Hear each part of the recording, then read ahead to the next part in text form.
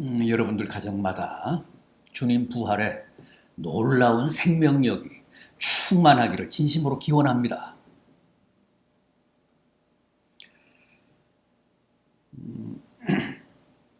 이 고린도전서 15장은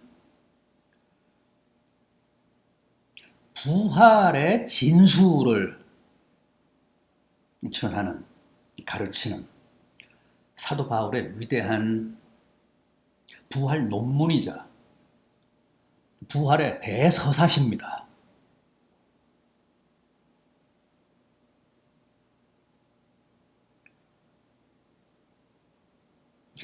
앞으로 제가 부활에 관해서 여러분께 자주 말씀드릴 기회가 있을 것 같지 않아서 오늘 부활장인 이 고린도전서 15장을 다시 들고 나왔습니다.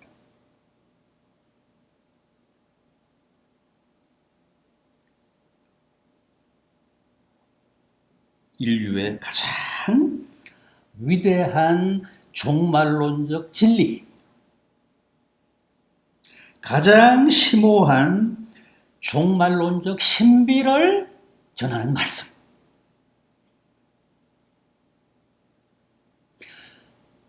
어쩌면 말세지 말을 향해 가고 있는 이 시대의 성도들에게 가장 중요한 텍스트가, 가장 중요한 주제가 부활이고 오늘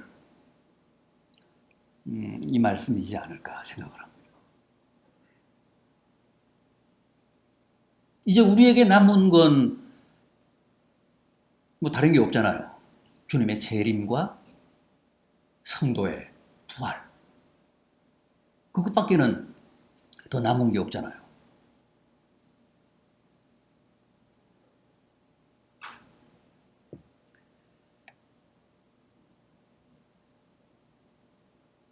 가장 심오한 종말론적 신비를 전하는 말씀. 고린도전서 15장.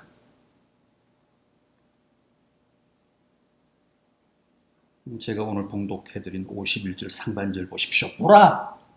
내가 너희에게 비밀을 말하겠다. 비밀을 말하노니. 무슨 비밀이요? 당연히 부활의 비밀.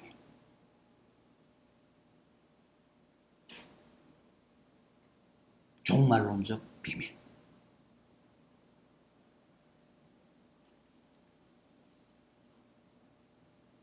바울이 지금 내가 너희에게 부활의 비밀, 부활의 숨겨진 진실, 부활의 신비를 공개하겠다.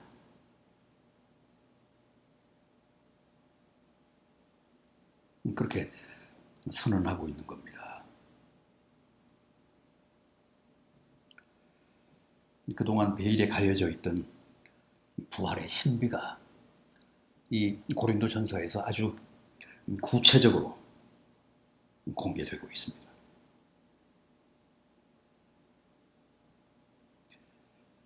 정말 이보다 더 소중한 종말론적 유산은 우리에게 없다. 그렇게 생각하시고 좀 더 이 부활이라는 주제에 여러분들이 많은 관심을 가지셨으면 좋겠습니다.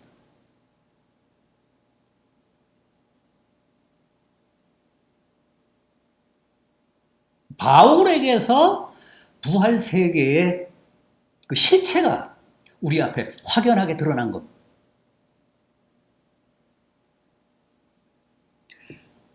제가 말씀드렸죠. 우리 기독교의 기원은 성탄절이 아니라. 성탄절이 아니라 뭐라고요? 부활절. 성탄절은 모든 종교에 다 있어요. 이제 얼마 안 남았잖아요. 4월 초 8일. 음력 4월 8일은 불교의 성탄절이고 또 공자님 생신인 9월 28일은 유교의 성탄절이죠. 성탄절은 모든 종교에 다 있어요. 부활절은 우리 기독교만 있습니다.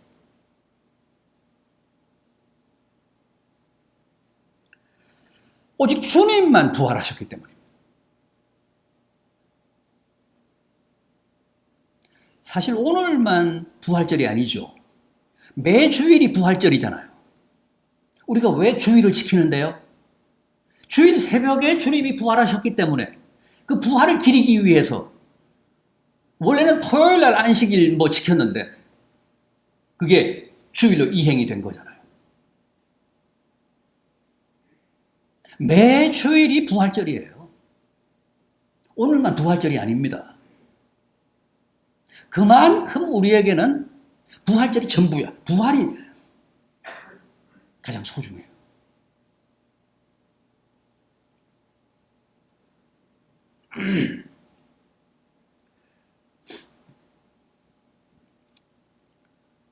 주님의 부활은 기독교의 시작이고 또 훗날 있을 우리 성도들의 부활은 기독교의 마지막입니다.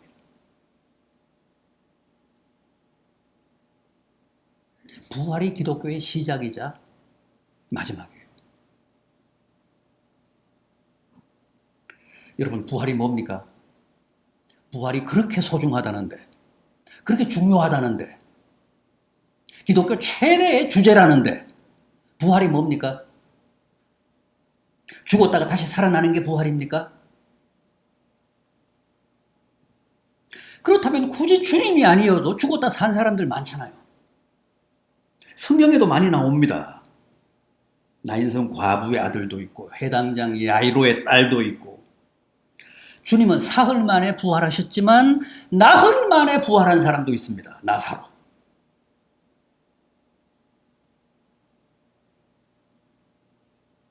그 사람들도 다 부활한 사람들입니까? 성경은 그렇게 말씀하지 않아요.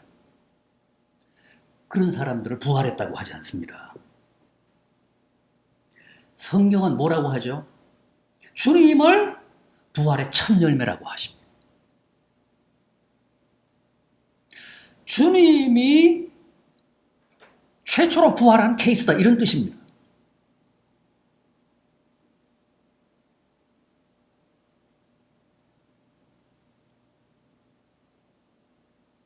나인성 과부의 아들이나 회당장 야이로의 딸 같은 사람들은 다 그냥 죽었다가 소생한 겁니다. 회생한 겁니다. 죽었다가 하나님의 은혜로 성령의 기적으로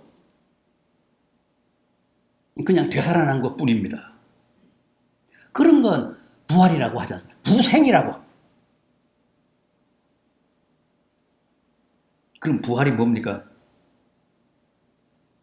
뭐가 부활의 진수고 부활의 진정한 비밀일까요? 본문 51절을 다시 보십시오. 보라, 내가 너희에게 비밀을 말하노니 우리가 다 잠잘 것이 아니요 마지막 나팔에 순식간에 홀연히 다 뭐라고 했습니까? 변화된다. 변화되리니. 여기서 마지막 나팔이라는 말은 무슨 뜻이죠? 이 세상 종말을 고하는 천사들의 최후의 나팔. 즉 주님의 재림을 가리킵니다. 주님 재림하실 때 천사들이 나팔을 불거든요. 천지가 진동하는 나팔 소리를 울립니다. 그 천사들의 마지막 나팔. 그 소리와 함께 우리가 어떻게 된다고요? 순식간에 홀연히 변화된다. 변화. 변화가 부활의 핵심입니다. 다시 살아나는 게 아니라, 그게 중요한 게 아니라, 그게 부활이 아니라, 마지막 나팔 소리와 함께 우리가 다 홀연히 변화된다.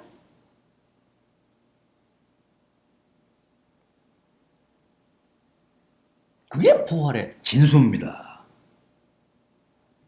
그렇다면 마지막 나팔 소리와 함께 홀연히 어떻게 변화됩니까?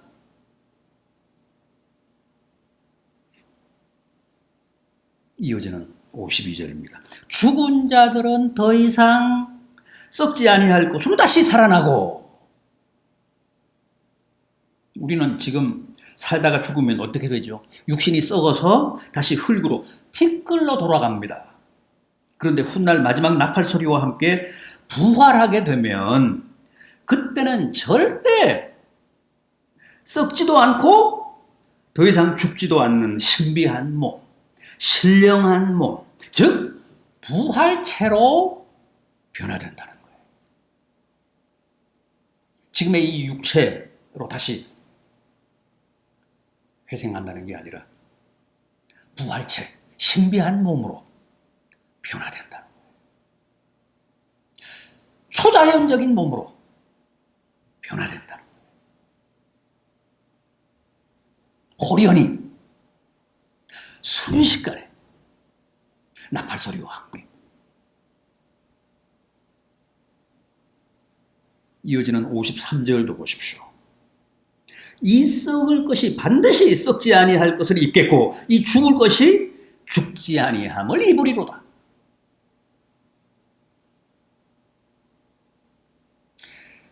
이게 바로 더 이상 썩지도 않고 죽지도 않는 신비한 몸으로 변화되는 사건이 바로 부활이라는 거예요. 죽었다가 살아나는 게 부활이 아니고.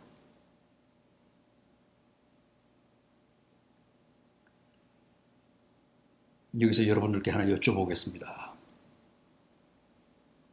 부활은 반드시 죽은 사람에게만 해당이 될까요? 여러분들은 어떻게 생각하십니까?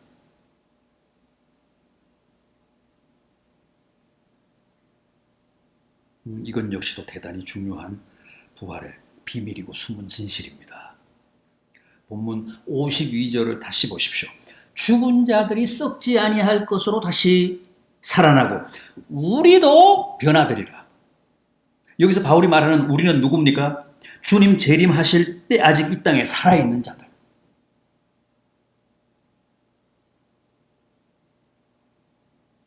그렇습니다.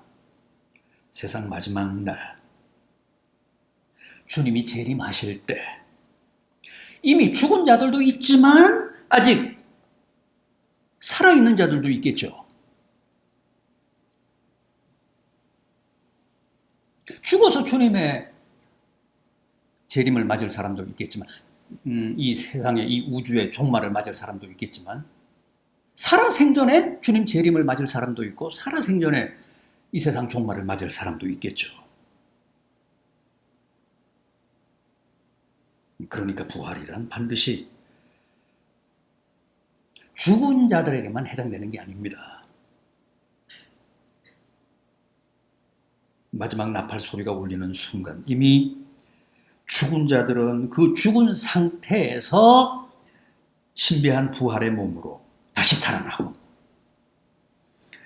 그때 아직 죽지 않고 살아있는 사람들은 산채로 살아있는 상태에서 호련히 부활체로 변화되는 사건이 부활입니다.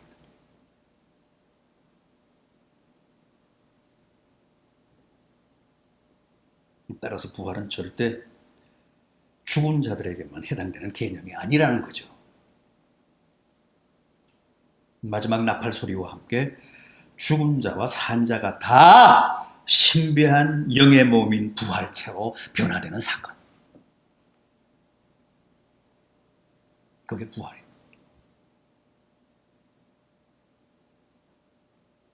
그럼 마지막 나팔 소리와 함께 죽은 자와 산 자가 다 후련히 변화된다고 했는데 그 신비한 몸, 그 신령한 부활체란 대체 어떤 것일까요?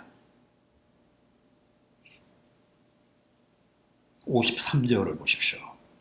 이 썩을 것이 반드시 썩지 아니할 것을 입겠고 이 죽을 것이 죽지 아니함을 입으리로다. 이게 부활의 진수입니다. 이어지는 54절도 보십시오. 이 썩을 것이 썩지 아니함을 입고 이 죽을 것이 죽지 아니함을 입을 때에는 사망을 삼키고 이기리라. 사망을 삼킨다. 사망을 이긴다. 여러분, 이게 신비한 몸인 부활체의 비밀입니다. 우리는 늙고 죽고 썩는 것을 가장 허무해하고 또 두려워하는데, 우리가 훗날 부활의 몸으로 변화가 되면 더 이상 늙지도 않고 죽지도 않고 썩지도 않는다는 겁니다. 그래서 나사로나 야이로의 딸이나 나인성 과부의 아들은 부활한 게 아닙니다. 그들은 다시 살아났지만 부활체로 변화된 것은 아니기 때문에, 부활체로 변화되어서 이렇게 살아난 게 아니었기 때문에 각각 몇 년을 더 살다가 죽었는지는 우리로서는 알 길이 없습니다만, 일정 기간 살다가 그 사람들은 다 죽었어요. 그건 부활이 아니에요. 한번 부활하면 죽지 않습니다. 영원히 삽니다.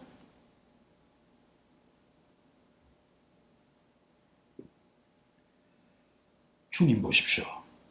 주님은 부활하셨는데 죽었다가 다시 살아나실 때 본래의 몸, 모친 마리아의 태에서 가지고 나오신 자연적인 몸으로 되살아나신 게 아니라 신비한 몸,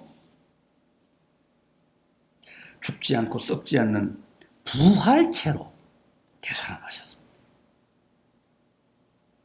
그래서 문을 닫아놨는데, 문을 닫고 안으로 빗장을 질렀는데 그 제자들 앞에 주님이 나타나셨잖아요. 짠 하면서 나타나셨잖아요. 엠마오로 가는 두 제자들도 보십시오. 주님이 옆에 계셨는데 순식간에 또 사라지셨어요. 그게 부활체입니다. 초자연적인 몸이니까, 시간과 공간을 초월하니까. 우리도 훗날 부활하면 그렇게 되는 거예요. 그게 부활체예요. 주님이 40일간 다시 부활하셔서 40일간 이 땅에 계시다가 승천하셨죠. 다시 하늘로 가셨습니다. 영이 가신 게 아니면 천국을, 하늘로 영만 가신 게 아니에요. 부활체로 가신 거예요. 지금 주님이 하늘에 계시는데 영으로 계시는 게 아닙니다. 부활체로 계시는 거예요. 그게 부활의 몸이에요.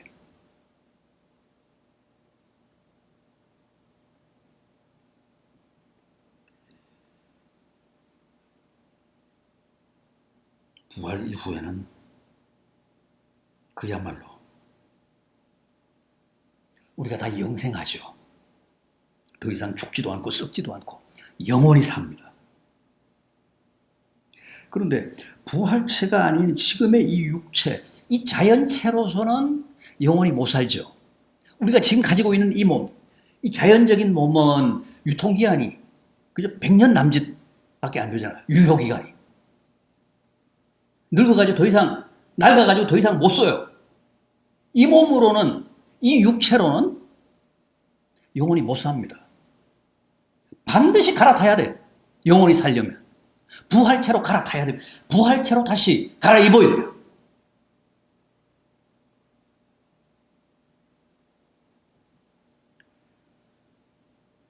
그래서 반드시 부활을 통해 영원히 썩지 않을 몸, 영원히 죽지 않을 몸으로 새롭게 갈아입어야 합니다. 그래야 영생할 수 있습니다. 마치 곤충들이 탈피를 하듯이, 그래서 새로운 몸으로 변화되듯이 우리의 몸도 그동안 세상살이 하는데 필요했던 이 자연적인 몸, 육적인 몸, 유한하고도 제한적인 몸을 벗고 영원히 살 수 있는 신령한 몸, 신비한 몸, 초월적인 몸으로, 부활의 몸, 부활체로 갈아입어야 돼요. 그래야 부활의 세계에서 영원히 삽니다.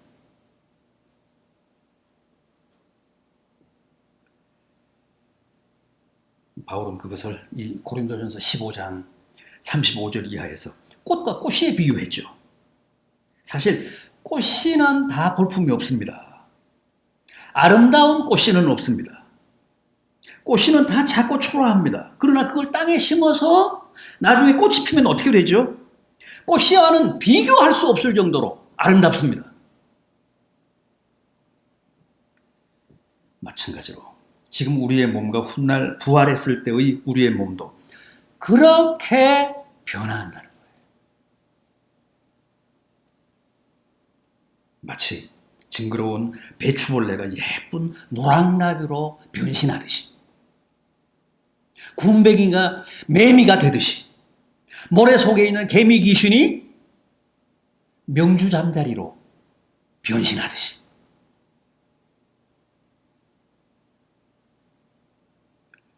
부활은 그렇게 우리의 몸과 존재를 아름답게, 신비하게, 온전하게, 완전하게, 완벽하게 새롭게 합니다. 아름답게 합니다. 신비하게 합니다. 완전하고 완벽하게 합니다.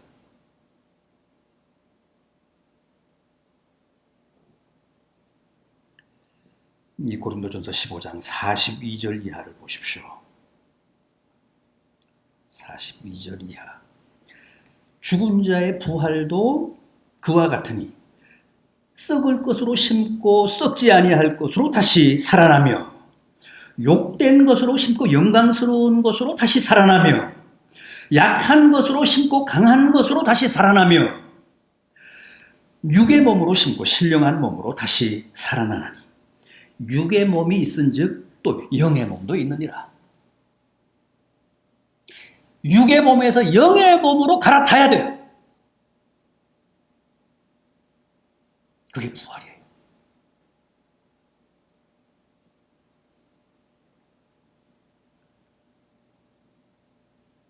따라서 부활 때는 누구나 가장 완전하고 가장 이상적인 모습으로, 가장 아름다운 모습으로 새로워집니다. 그때는 더 이상 장애인도 없고 저처럼 키 작은 루저도 없습니다. 다 185 이상이고, 그때는 더 이상 다이어트도 성형도 할 필요가 없습니다. 누구도 더 이상 뱃살 때문에 고민할 필요도 없습니다.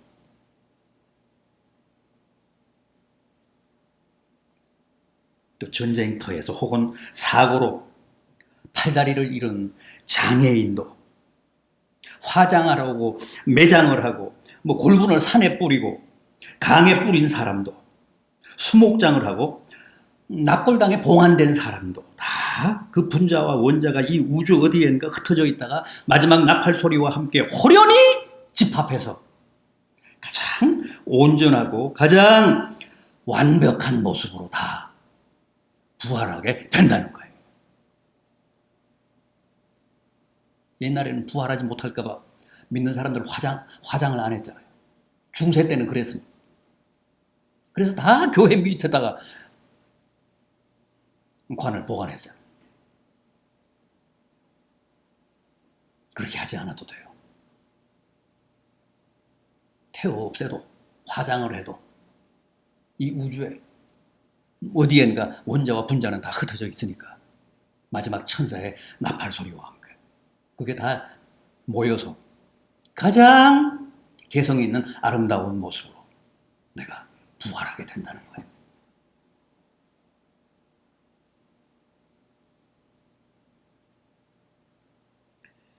그때는 우리의 병든 마음도, 혼미한 정신도, 뒤틀린 정서도 다 새롭게 변화됩니다. 인간관계도, 가족관계도 다 변합니다. 사람뿐 아니라 자연도, 우주도 다 새하늘과 새 땅으로 변합니다. 그때는 독사도 사람을 해치지 않습니다. 독사 구멍에 손을 넣어도 괜찮다고 했습니다. 사자가 어린 양과 함께 논다고 했습니다. 가장 이상적인 세계, 가장 건강하고 아름다운 관계로 새로워집니다. 물론 의식의 연속성은 있어요. 그때도. 그래서 부활 후에도 저 사람이 내 남편이었지. 저 사람이 내 아내였지. 저 사람이 내 부모고 내 자식이었지. 내 첫사랑이었지. 내 이혼한 남편이고 이혼한 아내였지. 다 압니다. 그런 의식은 다 가지고 있어요. 그러나 그때는 더 이상 지금과 같은 인간적인 감정이나 이 땅에서의 그 가족관계로 만나지는 않습니다.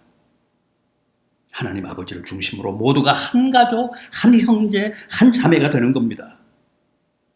그때는 우리가 다 가장 아름다운 마음으로, 가장 신령한 생각으로 우리의 모든 의식이 변화되기 때문에 누구도 무섭지 않고 누구도 더 이상 피할 이유가 없습니다. 저 사람 무섭다면 달아날 이유가 없어요, 그때는.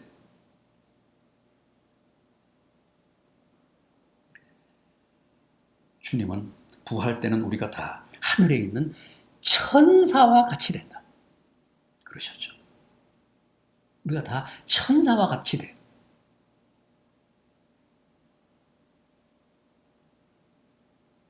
그게 부활의 세계입니다. 아까도 말씀을 드렸듯이 사람만 부활하는 게 아니야. 환경도 자연도 이 우주가 다 부활해. 새하늘과 새 땅이 돼.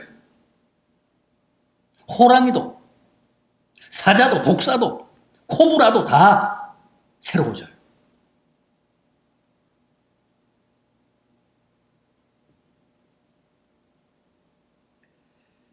이제 마지막으로 하나만 더 확인해 보겠습니다.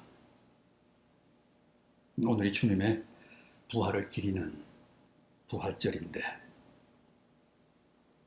2000년 전에 있었던 주님의 부활 사건이 나와 무슨 관계가 있는가? 나에게 어떤 실존적인 의미가 있는가?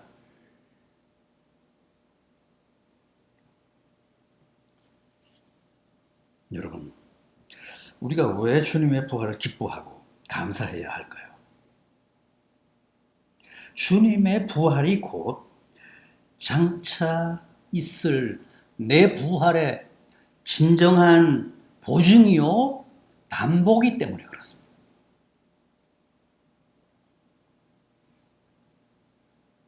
주님의 부활이 곧 내 부활의 확증이기 때문에 그렇습니다. 고린도전서 15장 20절입니다. 그리스도께서 죽은 자 가운데서 다시 살아나사 부활의 첫 열매가 되셨도다 그랬죠. 여기서 주님이 부활의 첫 열매라는 것은 우리도 나도 이제 장차 그 다음 열매로 부활한다는 뜻입니다. 주님의 뒤를 이어서 첫 열매이신 주님의 뒤를 이어서 그 다음 열매로 나도 부활한다는 거예요. 과수 농사 짓는 분들 묘목을 심어놓고 몇 년이고 지극정성으로 키우잖아요. 그러면서 첫 열매가 달리기를 고대합니다. 왜요? 첫 열매 달리면 이제 다음 해부터 계속 줄줄이 달리니까.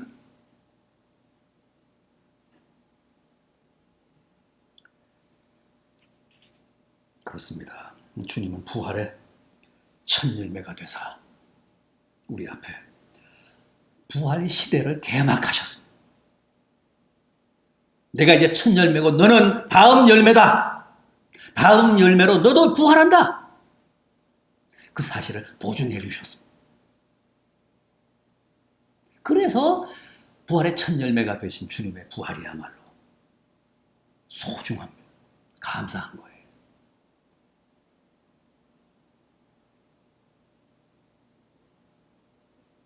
이제 마지막 나팔이 울리기만 하면 우리도 다 부활의 첫 열매이신 주님처럼 꽃이처럼 신령한 몸으로 아름다운 꽃으로 부활합니다. 이 낡은 육신의 몸을 벗고 다 신령한 영의 몸으로 갈아입습니다. 갈아탑니다. 그리고 이제 영원히 사는 겁니다. 오늘 부활절을 맞아 다시 한번 부활에 대한 깊은 확신을 가지시고 늘 부활의 산 소망을 가슴에 품고 승리하는 복된 성도들 되시기를 진심으로 기원합니다. 기도하시겠습니다.